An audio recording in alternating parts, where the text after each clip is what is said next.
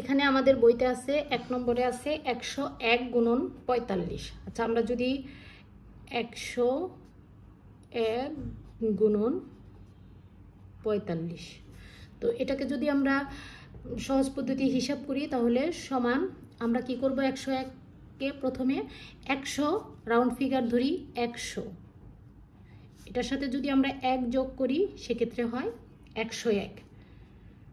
এখন 101 এটাকে আমরা ব্র্যাকেট দিয়ে দিই, তারপরে গুণন, তার মানে কি 100 যোগ 1, 101 হলো, এটাকে আমরা মিল করলাম, তারপরে আসলো 45।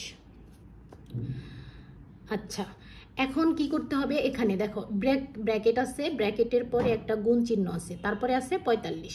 এখন এই ব্র্যাকেটের মানে কি, এই 45টা হলো এই 100-র সাথেও গুণ করতে হবে, আমাদেরকে 1-এর সাথেও গুণ করতে হবে।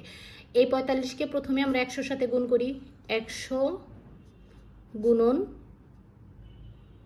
45, মাঝখানে কি চিহ্ন আছে, যোগ চিহ্ন, তো এই চিহ্নটা আমরা বসায় দিলাম, তারপরে আছে কি 1 গুণন 45।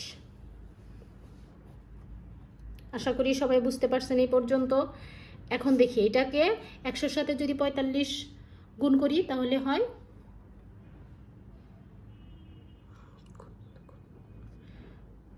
4500 যোগ 1-এর সাথে 45 গুণ করলে 45। এখন এই দুইটা যদি আমরা যোগ করি, 505 404 54, তো এটাই হলো আমাদের উত্তর।